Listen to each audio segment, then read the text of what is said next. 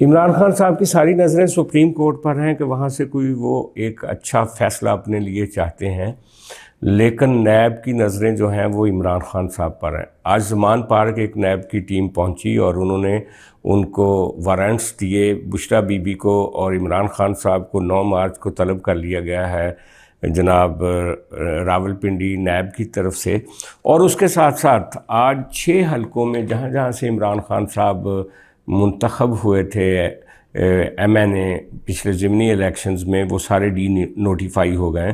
اور ایک اور ان کے لیے بری خبر ہے کہ وہ جو ضمنی الیکشن ہونے جا رہے تھے نیشنل اسمبلی کے، وہ سارے آج چیف الیکشن کمیشن کے آفس سے ایک پریس ریلیز جاری ہوئی ہے کہ وہ بھی مؤخر کر دیے گئے ہیں۔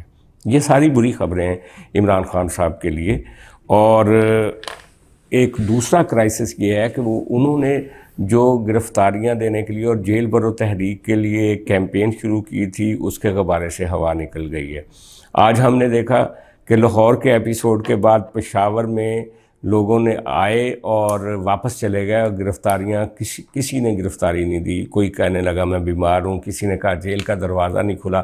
حالانکہ اگر انہوں نے گرفتاری دینی تھی تو پریزنرز وینز وہاں پہ کھڑی تھیں جو کہ خالی نہیں۔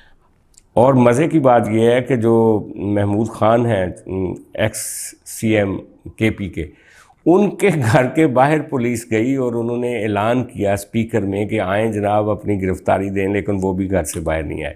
شاہ فرمان نے کہا جی میری صحت ٹھیک نہیں ہے، اور خٹک صاحب جو ہیں انہوں نے کہا جناب کہ ہم تو جیل کا دروازہ کھلے گا تو اندر جائیں گے، وین میں ہم کیوں بیٹھیں۔ تو بہرحال وہ سارے پٹھان جو ہیں انہوں نے گرفتاری نہیں دی، اور پنڈی میں کچھ لوگ آئے اور زلفی بخاری سمیت اور فیاض الحسن چوہان، انہوں نے کچھ گرفتاری دی، اور فیاض الحسن چوہان کو تو مندرہ چوک میں اور کچھ ورکروں کو جا کے چھوڑ دیا گیا۔ لیکن سب سے بڑا لطیفہ لاہور ہائی کورٹ میں ہوا، جہاں پہ زین قریشی صاحب اپنے والد کی بازیابی کے لیے چلے گئے۔ تو جسٹس صاحب نے وہاں ان سے پوچھا کہ وہ تو آپ کے والد صاحب تو اپنی رضامندی سے جیل گئے ہیں۔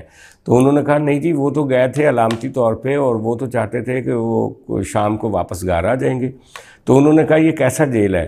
تو انہوں نے کہا میرے والد سے ملنے نہیں دیا جا رہا۔ تو جسٹس صاحب نے کہا آپ ریگل چوک چلے جائیں، آپ کو گرفتار کریں گے اور آپ کے والد صاحب کے پاس پہنچا دے گی پولیس۔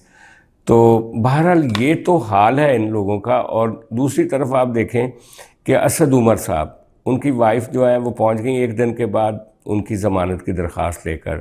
زین قریشی اپنے والد کے لیے پہنچ گیا، اور فواد چودھری اپنے ان سارے لیڈروں کے لیے ایک نئی پٹیشن لے کے لاہور ہائی کورٹ پہنچ گئے ہیں جناب کہ ان کی جو گرفتاریاں ہوئی ہیں وہ تو ان کے ساتھ سیاسی قیدی کا سلوک کیا جائے، ان کے ساتھ دہشت گردوں والا سلوک ہو رہا ہے، ان کو کرمنلز کی بیرکس میں ڈالا جا رہا ہے۔ بھائی آپ مجھے یہ بتائیں فواد چودھری صاحب، آپ پچھلے دنوں جب جیل گئے تھے تو آپ کا جو ایکسپیرینس ہوا تھا، کیا ان لوگوں کے ساتھ وہ سب کچھ نہیں ہوگا؟ اور میں تو پہلے کہہ چکا ہوں کہ شاہ محمود قریشی خاص طور پہ ریاست کے مہمان ہوں گے۔ اٹک ان کو اسی لیے لے جایا گیا ہے، جہاں ان کو بھی شیخ رشید کی طرح پٹیاں باندھ کے سائٹ پہ لے جایا جائے گا، اور ان کو میسیجنگ دی جائے گی کہ اپنے لیڈر کو سمجھاؤ ورنہ آنے والے سیاست میں تمہارا کیا مستقبل ہوگا۔ اس کے ساتھ ہی ساتھ آپ دیکھیں کہ مریم نواز کے بیانیے میں ایک طاقت آ گئی ہے جب سے یہ جو سپریم کورٹ میں یہ بینچ لگا ہے، جس طریقے سے انہوں نے ججز کے اوپر اعتراضات کیے ہیں اور جس طرح کا ایک جارحانہ تقریر کی ہے، اس کے بعد میں نے دیکھا عمران خان صاحب کی کافی ڈاؤن انرجی تھی جب انہوں نے کل شام کو گفتگو کی ہے۔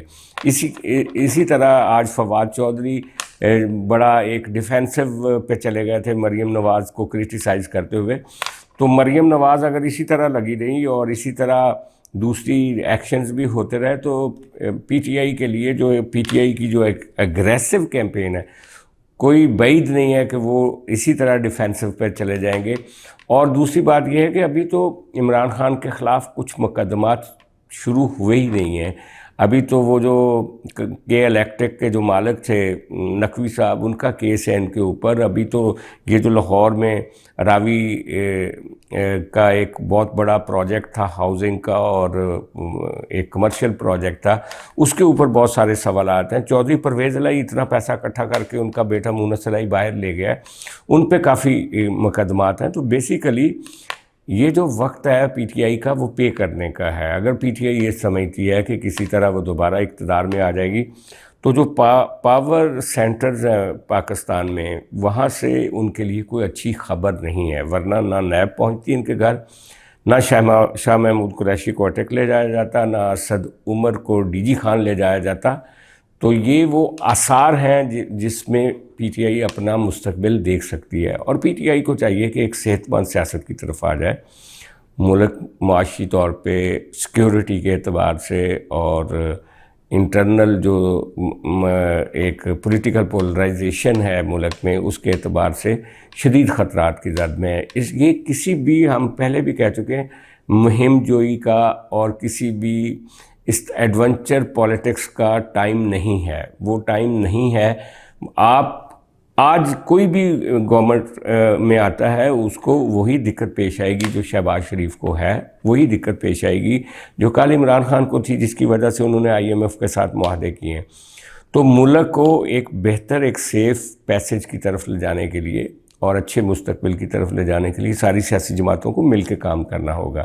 یہ نہیں ہو سکتا کہ اکیلی پی ٹی آئی سروائیو کر جائے اور دوسری پارٹیاں پیچھے رہ جائیں، اور یہ بھی نہیں ہو سکتا کہ پی ٹی آئی کے بغیر آپ اس ملک کو آگے چلا سکیں۔ ساری جماعتوں کو مل کے بیٹھ کے ایک دوسرے کو تسلیم کر کے آگے چلنا چاہیے۔ بعض لوگ تو انٹرونشن کی بات کر رہے ہیں کہ کوئی تیسری طاقت آ کے سارے نظام کو تلپٹ کر سکتی ہے، لیکن جو ملک کے معاشی حالات ہیں اس طرح کا کوئی امکان نہیں ہے۔